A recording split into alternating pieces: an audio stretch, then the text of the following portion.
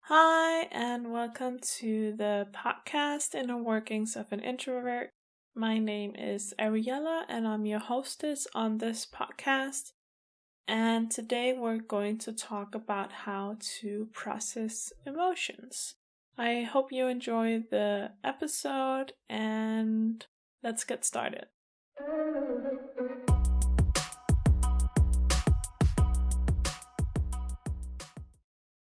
Today I'm going to talk about emotions.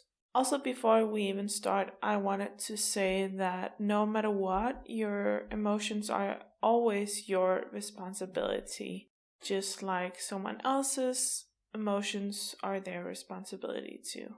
The reason why I want to talk about emotions is that I feel like a lot of people are scared of feeling their emotions, and sometimes that happens to me as well, because I can feel that there are some emotions that are negative or emotions that I don't like feeling because it doesn't feel good to feel those emotions.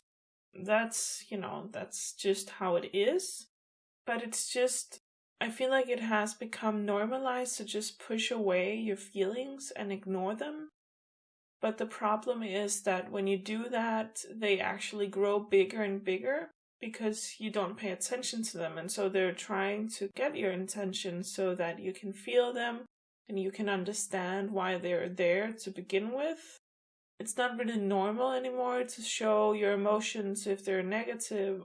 It's quite uncommon, and it takes guts to even do that and to show people if you're not feeling good. I mean, hopefully that's not how it is with your family or your friends, at least close friends, but it shouldn't be that way.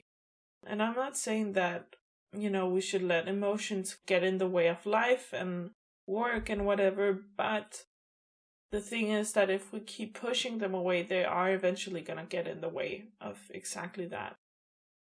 It can be really hard to just let them in and even just accept that you're having negative emotions, and it can even be scary if it's fear or you feel that you're gonna break. It's scary to let them in if they're so big and have grown so much that you feel like they're gonna drown you. But I guess that's the most important point in time. That's when you really need to listen to them.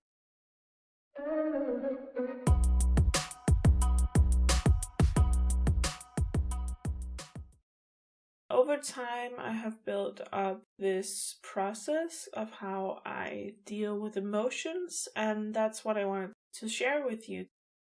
I have actually written down how to deal with emotions, or at least how I do it. The beginning is, of course, to just let yourself feel whatever it is that you're feeling.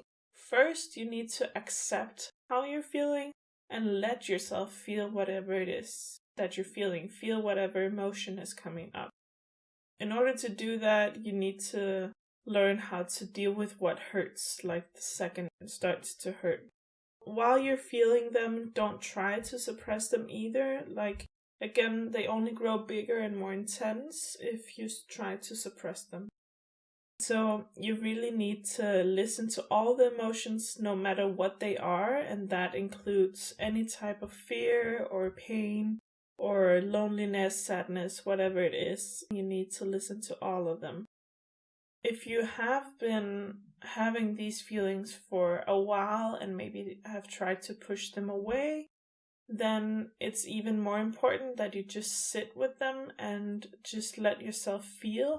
And then if it feels too much, you can also just start observing how the emotions feel, how the sadness feels, how the frustration feels, which part of your body you're feeling it in. But you need to keep sitting there and just let them do their thing, basically.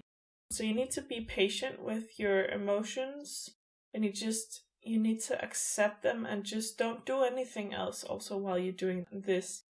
Just sit down a place and don't do anything else than feeling your emotions. I also said this in the first episode, but sometimes it's really important to cry. So just let yourself cry if you need to cry.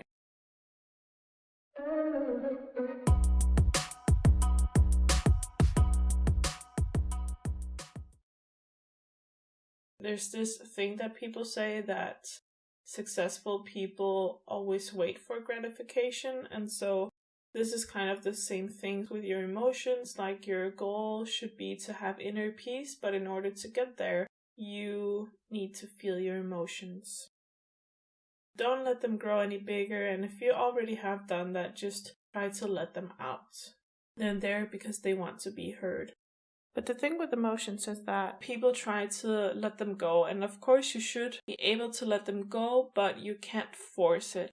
They're gonna go away the second that they need to, or like the second that they have been heard. And so if feeling really bad for, I don't know, an hour, that's okay. Like, just take your time with it and don't force it, don't rush it. Just let them be. On their own, they will actually go away. And if you're sitting there and you think that it's been a while and you start getting, annoyed or whatever, that's okay too, but don't try to just let them go, because again, they will do that on their own. And if you try to force it, then again, you're suppressing them and they're gonna grow bigger. So after you have really felt the emotions, you can let it go. And again, this is automatically. It's not so much you that is doing it, but it's more like your body is doing it. And if you need to take some deep breaths, then you do that. Also, you repeat this process as many times as needed. However, there is one more thing to emotions that I also forgot for a little while, and that's because emotions are messages, basically. So if you're feeling sad, it's not just it's not just because you're feeling sad, it's because something happened that made you sad. And that can be, of course, this can be subconscious, and then it can be hard to realize why. But then the thing is that usually you can figure out why you had that feeling to begin with. So let's say, now I'm just using something for me. Sometimes I can get sad and it seems like it's completely random, but then I think about my day and nothing has really happened, and the same the day before, and then I realize that I actually had some unhealthy food, and then sometimes that can actually make me sad the next day, because, well, that's, there's a whole science behind it, but you need to also eat the right foods. Sometimes it can also be that you're unhappy with where you are in life, and so let's say that you are in university and you're not even sure anymore why you're doing it, or you never were sure to begin with, or you're just doing it because society wants you to. And so you need to listen to what message this emotion is trying to convey, but you also have to take action accordingly. So let's say that you hate your job and you're sick and tired of it, and you're only doing it because it gives you financial stability.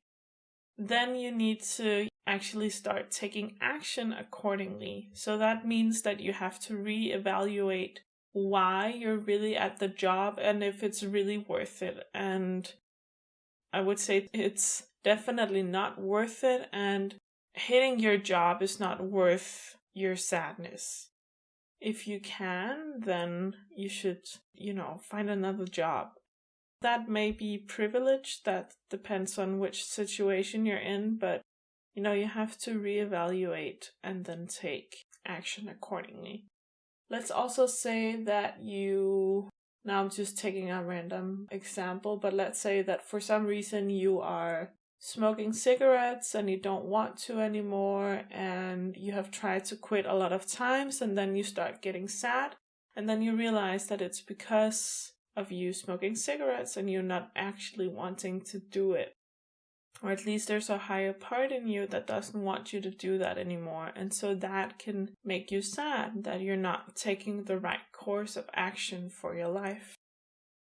Then you need to quit smoking. And so, of course, it's very easy to just sit here and say this, but there is definitely some wisdom to it. And just because it's easy for me to sit here and say this doesn't mean that it's not true or that it's not for the highest good. Let's take another example. Let's say that you are feeling sad, maybe even annoyed or frustrated. Then you realize that it's linked to someone in your life. Maybe someone is pushing you down, or maybe even this person has only ever just pushed you down and is not really a true friend to you. Sometimes you will have these emotions because of that person. What the emotions are trying to tell you can be many things in this case, but it can be that you need to put down some boundaries, or perhaps even if it's really bad, that you just need to not have this person in your life anymore. That can happen too, you know.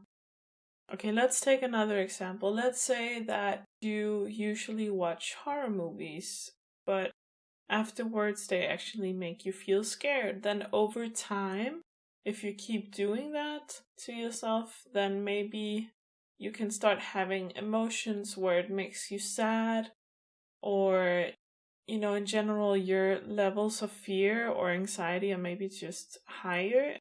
And then these feelings come up, these negative feelings come up, and they're trying to tell you that, hey, you actually need to quit watching horror movies because it makes you feel bad. Oftentimes, emotions are trying to tell you that something you're doing is not right for you. And so that is why it's so important for you to listen to your emotions and figure out why they are there to begin with.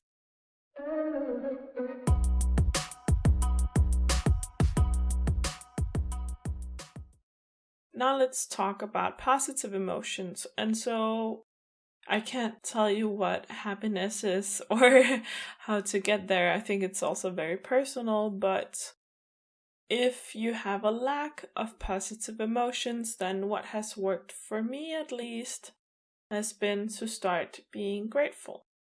And probably some of you are cringing right now, but I don't care. It is what it is. You know, being grateful will do really great things to your life. Like, it's crazy how much one emotion can change your life.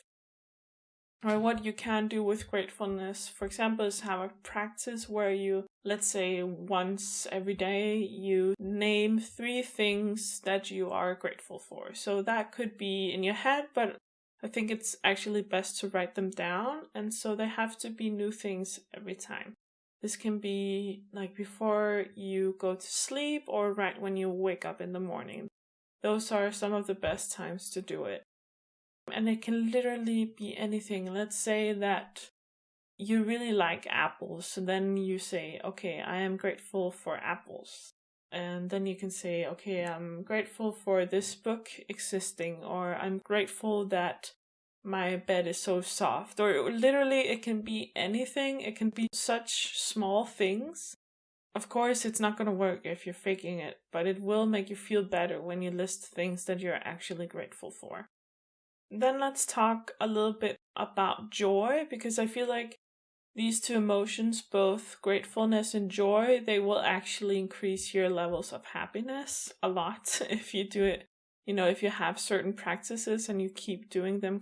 So let's talk a little bit about joy. We can all have a little bit more joy in our lives. It's really important to remember things that you actually enjoy doing or things that bring you joy. If you enjoy drawing, then draw, you know, and don't put any expectations to it. At least if it's a hobby, just let it flow and don't put ambitions on it or expectations. Like, just sit there and draw a little leaf or a horse or a cloud, whatever makes you happy. Or if it's painting, then go paint. Or if it's singing, then go sing. If it's dancing, go dance. Like, it's so important to follow your joy. Do what puts a smile on your face. Something else that I feel like also increases positive emotions is to act according to whatever your intuition or your gut is telling you. So it's not just about listening to your gut, but it's also acting accordingly. Just like with the emotions, it's not enough to just feel them. You have to listen to them, figure out the message, and act accordingly.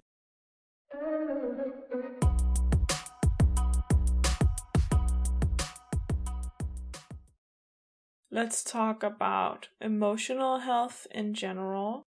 It really helps to just do one thing at a time, especially if you're overwhelmed, exhausted, or in general just overthinking. Like, try to just do one thing at a time and put your focus on one thing at a time. Meditation will also help you both with, having emotional health, but also with doing one thing at a time and clearing your mind. I cannot recommend meditation enough. And so it doesn't really matter which type of meditation it is. But what I have found helps me is just the one where you breathe deeply and where you just watch your thoughts. So whenever a thought comes up, you accept it. And then you say, okay, thank you. And then you let go of the thought. And then another one will come up. You just observe your thoughts. And then if a lot of them come up and you forget to do it, that's fine. Just start the process again. Listen to your thought, accept it, thank it, and let it go. And then also there's so many meditations on YouTube. It's just about finding the ones that you like and the ones that work for you. Then another thing, it's not just about emotional health, it's health in general. Like, get enough sleep, eat well, and all these things that you have to do in order to have good health. They play a big role in your emotions, so they also impact your emotional health. And then another thing that helps is just to speak your mind. Like, people are gonna get mad probably, but that's their own responsibility. I was gonna say speak your soul, but I don't know if everyone will get what I'm saying here. And also, when I talk about doing what your gut tells you to do, I had planned to do a completely different episode for the second one, but it didn't feel right. So I switched it, and I sort of felt that I had to talk about this. All right. I think that's it for this episode. If you liked it, please share it, and please follow my podcast on Spotify, and you can follow me on Instagram as well. And I'll see you on the next one. Bye.